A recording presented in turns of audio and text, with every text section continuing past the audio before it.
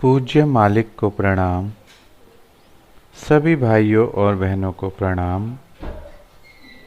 आइए चारी जी की डायरियाँ पढ़ते हैं। 10 मई 1983। प्रातःकालीन स्वप्न। मैं सपने में मास्टर के लिए रो रहा हूँ। टॉम ने विरोधू नगर केंद्र पर सत्संग करवाया। 30 मिनट की अद्भुत सिटिंग थी। मैं गहरा और गहरा ही डूबता गया और मेरी ठोड़ी गर्दन से चिपक कर सिर के झुके होने के कारण बंद सी हो गई। बहुत ही बढ़िया अनुभव हुआ। लगभग 20 अभ्यासी उपस्थित थे, जिसमें आईटी, पीटी के कुछ अफसर और कर्मचारी थे जो मेरे यहाँ आने पर आते हैं। बाद में टॉम ने मुझे बताया, यह एक अद्भुत सिटिंग थी। आप सिकुड़ते ही गए और एक बिंदु पर तो मुझे ऐसा लगा जैसे आप गायब हो जाएंगे। आप केवल एक ही बार आए। पार्थसारथी, क्या आप बता सकते हैं कि ऐसा क्यों हुआ? मैंने उनसे कहा कि गर्दन में दर्द ने मुझे एक बार तो धरातल तक ही खींच लिया था। 11 मई 1983। फिर से कुछ खो देने और विषाद की अनुभूति से भरा रहा। मैं लगभग हमेशा ही आंसुओं से भरा रहता हूँ। यद्यपि ईश्वर की कृपा है कि आंसू दिखते नहीं। भविष्य को लेकर बिल्कुल अनिश्चित महसूस करता हूँ और ऐसी अनुभूति होती है कि मैं लकड़ी के एक लट्ठे की तरह समुद्र की सतह पर बहता जा रहा हूँ, जिसे हवा का झोंका और लहरें बहाए लिए जा रही हैं, बिना यह जाने कि उसकी मंजिल क्या है, उसे क्या करना है या वो है ही क्यों। मैं एकाकी, उजाड़ हुआ, भयभीत और दयनीय महसूस करता हूँ। लेकिन आश्चर्य की बात है कि मैं रात के समय सामान्य रूप से सोता हूँ, परंतु अधिकतर स्वप्न मेरे एकाकीपन और मास्टर के लिए रुदन से संबंधित होते हैं। टॉम ने मदुरई में सामूहिक सत्संग करवाया। लगभग 70 अभ्यासी उपस्थित थे। 30 मिनट की सिटिंग बस साधारण ही रही। मुझे लगा कि वह इस बात को लेकर अनिश्चित था कि उसे क्या करना है, इसलिए उसकी इच्छा शक्ति अधिक प्रभावशाली नहीं थी। बाद में उसने मुझे बताया, शायद यह मेरे लिए बहुत बड़ा समूह था। मुझे वातावरण बंद जैसा दिखा और मैं अभ्यासियों के छोटे छोटे समूह पर एक एक करके काम करता रहा। एक विशिष्ट प्रकाश सा महसूस हुआ। वह आप थे। 13 मई 1983। मदुरई से तिरुप्पुर के लिए कार से रवाना हुए।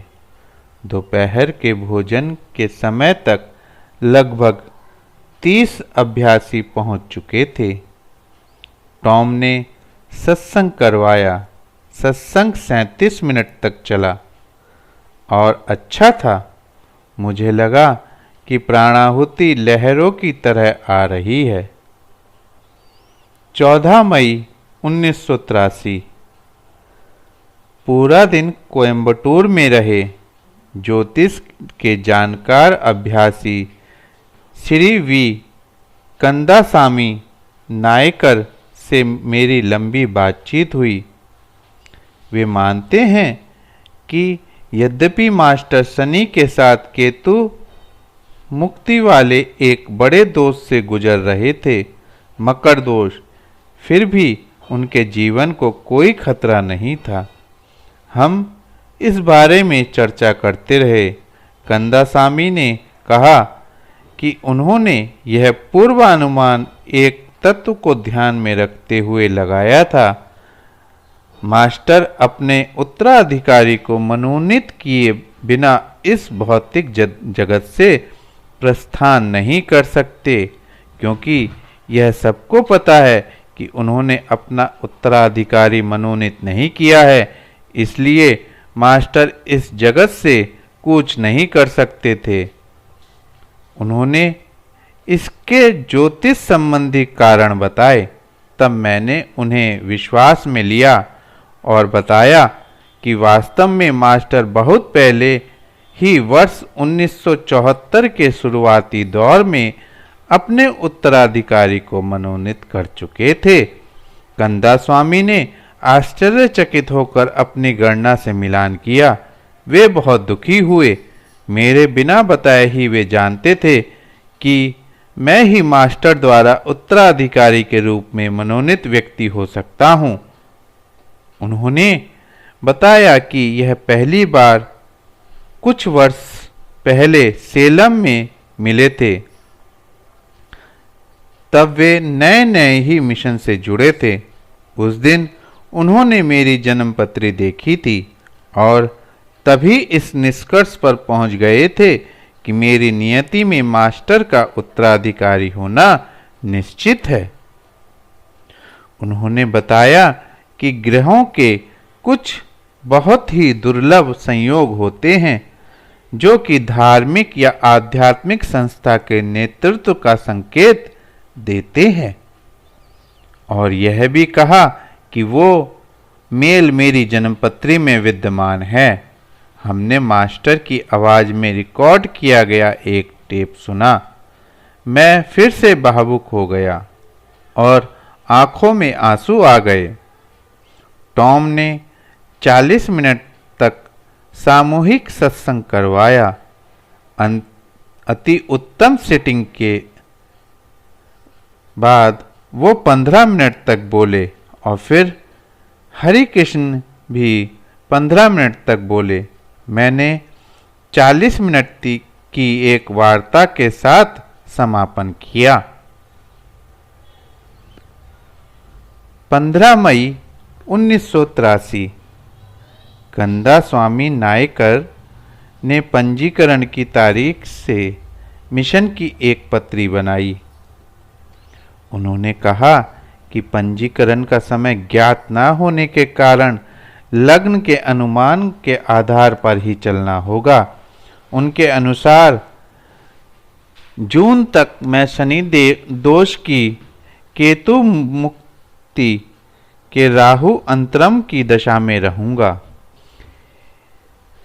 ये दशा बिल्कुल अनुकूल नहीं है।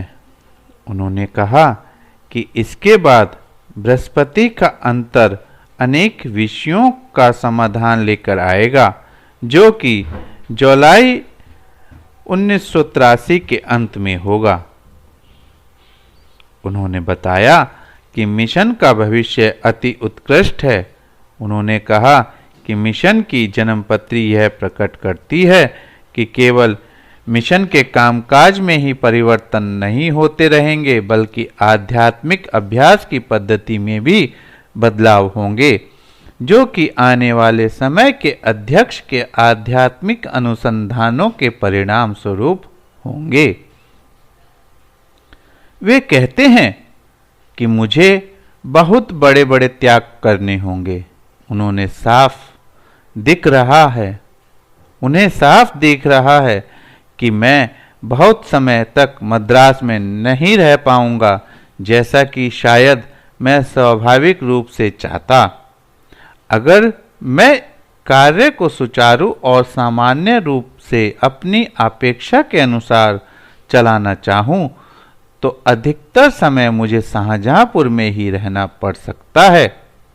नाम, प्रसिद्धि और प्रतिष्ठा प्राचुरता में उपलब्ध होगी, लेकिन कोई आमोद प्रमोद या रस अथवा राहत और आराम नहीं मिलेगा। कंदासामी ने इस बात पर जोर दिया कि यही मेरा भाग्य होगा, जैसा कि मास्टर का भी भाग्य था, एक जीवन सेवा को समर्पित, जिसमें कोई आराम, कोई रस या राहत नहीं। उन्होंने यह भी जोड़ा कि मिशन की पत्री प्रकट करती है कि भविष्य के अध्यक्ष पद के प्रतिनिधियों का भाग्य भी ऐसा ही होगा। कोई भी आराम, राहत और रस से भरा जीवन नहीं जिएगा। उन्होंने आगे बताया कि मुझे बहुत अधिक यात्रा करनी होगी। उन्होंने कहा कि आने वाले दिनों में जितनी अधिक यात्राएं मुझे करनी होंगी, उसकी तुलना में अब तक मेरे लिए मेरे द्वारा की गई यात्राएं कुछ भी नहीं हैं।